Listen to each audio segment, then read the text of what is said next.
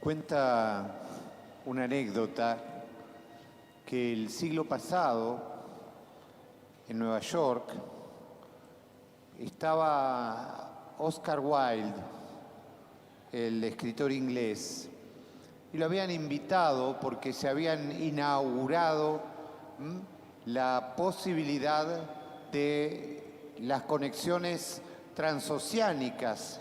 Entonces lo invitan y le dicen: aquí está este aparato, usted toma el auricular y puede conectarse directamente con alguien que está en Londres, así, de manera inmediata. Y Wilde, con su proverbial y finísimo sarcasmo, dijo: ¿para hablar de qué? ¿No?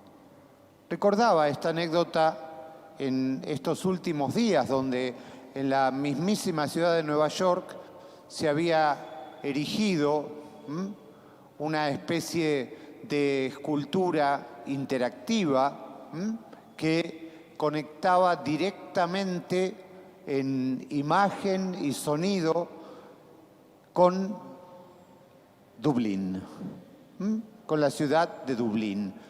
Era como una especie de experiencia también de comunicación social. Obviamente la experiencia duró apenas unas horas, porque a las pocas horas de estar el portal conectado, o sea, empezaron a aparecer gente desnuda o mostrando desde su celular allí en el viejo continente imágenes de la caída de las Torres Gemelas. Entonces, obviamente tuvieron que cerrarlo.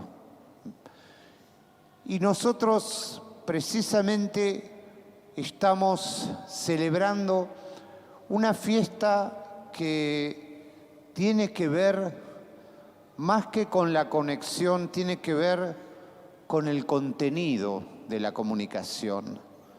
Los dones del Espíritu Santo vienen a ser como la estructura esencial de lo que es la comunicación cristiana.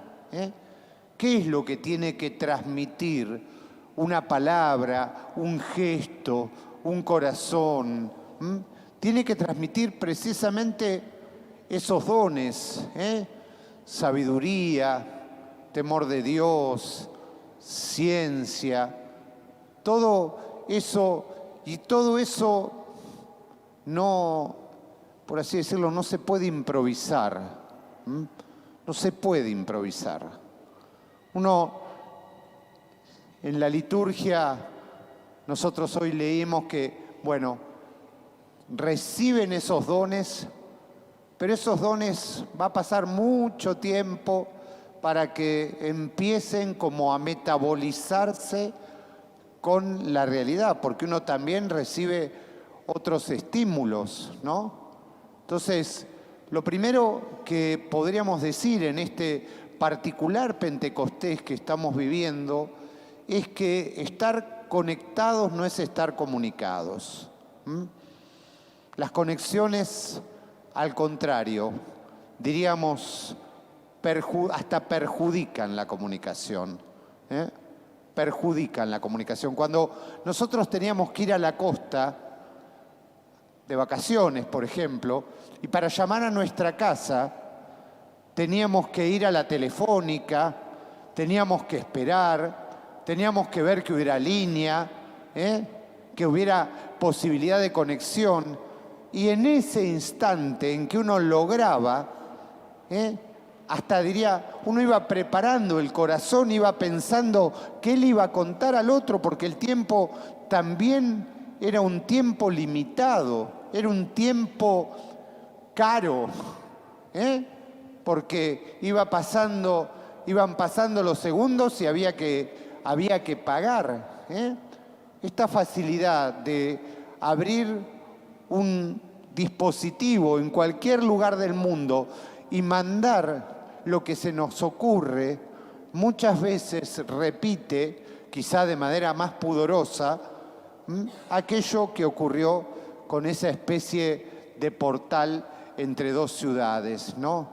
Que uno dice lo que no tiene ganas, lo que le viene a la cabeza, que uno ni siquiera se preparó para hablar de qué, diría Wilde, ¿no?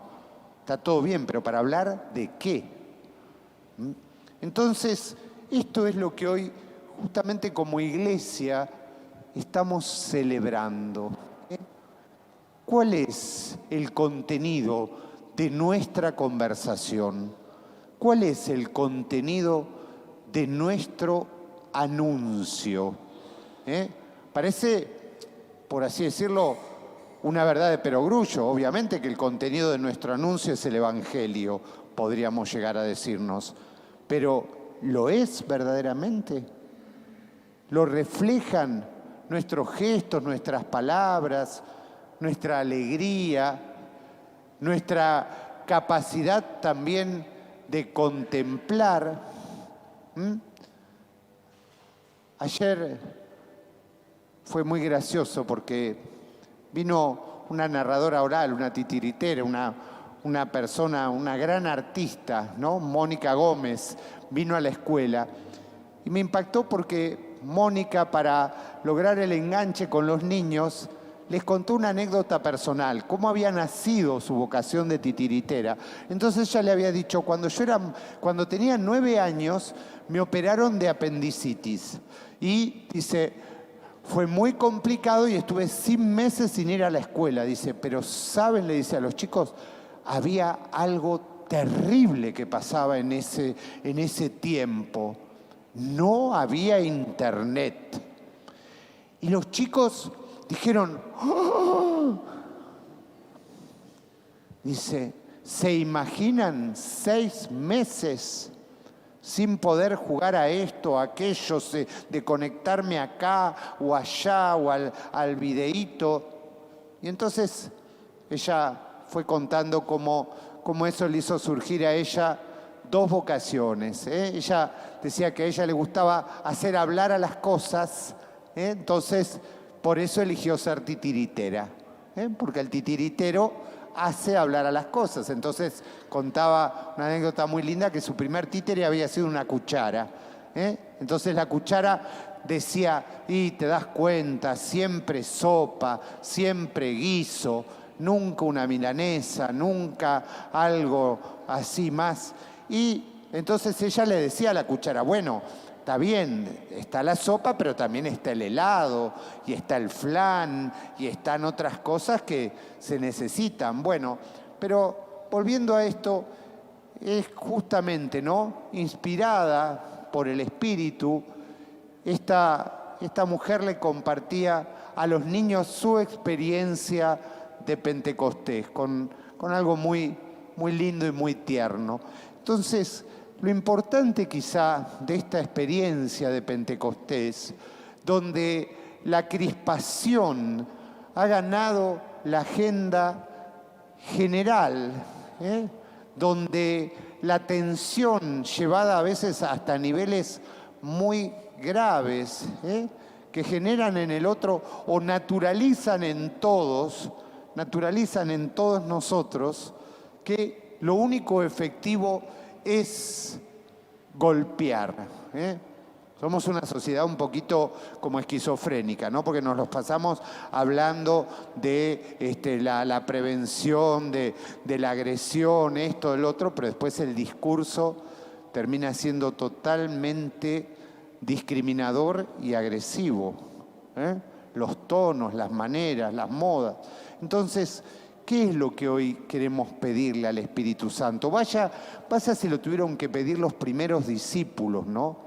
Vayan si lo tuvieron que pedir para que pase todo esto que el Padre Juan nos relataba bellamente en la secuencia del Espíritu Santo, esa especie de poema que tiene la liturgia de la Iglesia para ocasiones hermosísimas, ¿no?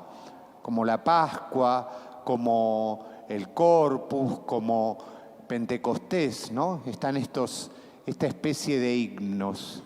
Y entonces ese himno que le pide al Espíritu Santo que realmente formatee el corazón, que realmente venga a dar forma a eso que de alguna manera a veces está deformado, que está como perdido en medio nuestro. ¿Para qué? Para que podamos volver a encontrarnos. Hoy, en este Pentecostés, volvimos al lugar de donde salimos al comenzar la Pascua, al cenáculo cerrado, y a ese Jesús que irrumpe para tres cosas: para saludar con la paz, para mostrar sus heridas y para enviar a perdonar. A perdonar. Y entonces todo eso no se puede hacer de la boca para afuera. Todo eso tiene que ver con el adentro. Y todo eso a veces se nos hace de una dificultad inalcanzable. A eso viene el Espíritu Santo. Por eso al Espíritu Santo se lo llama Paráclito, el abogado, el que habla en nombre nuestro, el que cuando ya no podemos más es Él mismo el que toma el lugar. Es Él mismo el que casi, con perdón de la palabra, como un hábil titiritero, agarra a ese muñeco feroz que a veces existe dentro nuestro para marcarle, para también demostrarle, como aquella cuchara primera de la titiritera, que no solo en la vida hay cosas feas o que nos tocan cosas feas, sino que también hay cosas lindas. Lo que pasa es que a veces no las podemos ver. A veces es como que tenemos la mirada centrada en lo que no fue, en lo que faltó, en lo que no llegó. Que el Señor nos derrame en este espíritu esa capacidad para verdaderamente en un mundo hiperconectado darle un contenido y que corra en medio de eso la verdad, la ternura, la solidaridad.